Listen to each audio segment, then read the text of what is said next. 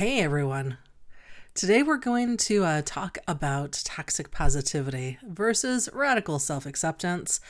And this is just a hot topic that had come up with me recently. And I thought that it would be something good to be able to share because it's oh so easy to put on that smiling face or to be able to say, hey, just think positive when there might be a whole lot more going on that really needs to be worked with.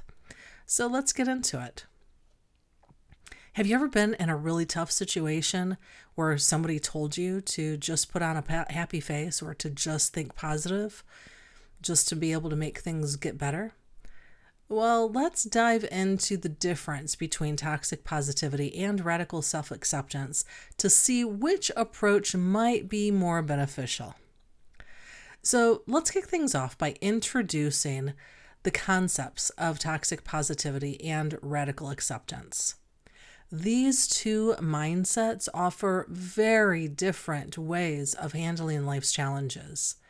Toxic positivity involves always trying to stay positive, even when it's not realistic or healthy.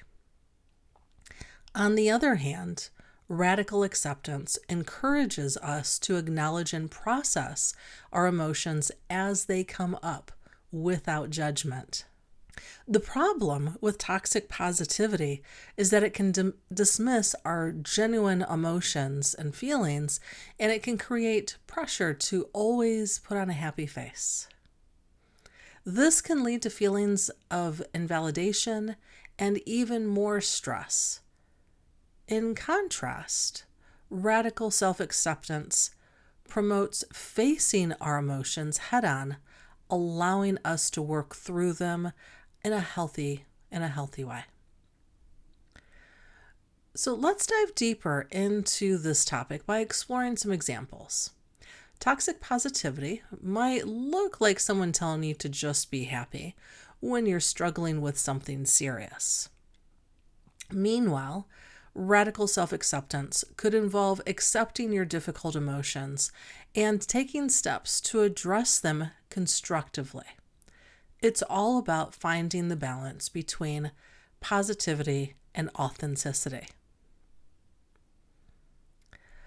So when we go through and have these situations occur, it's really this balancing walk, this balance to walk between the situation at hand. Let's say that I just lost my job and, don't want to freak my family out. I might need to put on a happy face for a moment to be able to, get through it before I can go and work through it.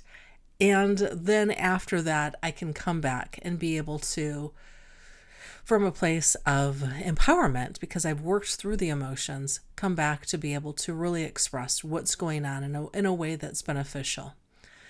Sometimes it's more acceptable to put on a happy face based on our environment, the people that we're around, and that sort of thing. But what's most important is that we come from this place of authenticity to be able to, just be able to recognize this is what I'm feeling so that I can tend to those feelings in a caring way. Because just simply saying, hey, it's all love and light, we're going to get through it, where that may be true, it really dismisses the feelings that we might be having in our experience at the time that we're going through it. And it can often take a while before we get to the place of saying, okay, I've got this, and being able to create that new vision for ourselves to be able to bring in that positivity. And so it's really this balancing walk between being able to do that. So when you're approaching a friend or family member who is going through some real deep stuff, beware of not just simply saying, it's going to be okay, you're going to get through this, everything happens for a reason, because that may just really dismiss all of the emotions that they're feeling at the time.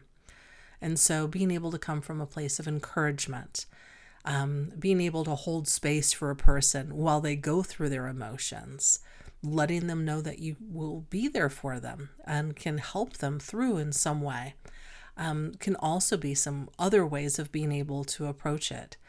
And so we want to be able to be genuine. We want to be able to be authentic. And we also recognize that there's going to be times that we have to push through with a smile. We just don't want that to be our everyday normality, right? So there's always a choice between toxic positivity and radical acceptance. And it can really have a significance on our mental health and our well-being and in our relationships. It can just affect all of these things. So as we're understanding the differences between these two approaches, we can make a more informed decision about how we're going to navigate these topics and the ups and downs that come around them. So to wrap things up, let's remember that both toxic positivity and radical acceptance both have their pros and cons, right? And it's essential to find a healthy balance between the two. We need to acknowledge our feelings, work through them, and strive for a positive outlook without ignoring reality.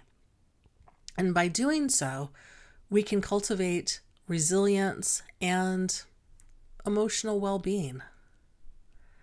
So I encourage you to reflect on which approach resonates with you between the two, toxic positivity and radical self-acceptance. And I'd love to hear your thoughts and see your comments about this. And also, I would love for you to be able to like and subscribe. That will help just support me. Encourages me when I see those, and also it helps you get more of these in your box as they come up. All right, y'all. Till next time.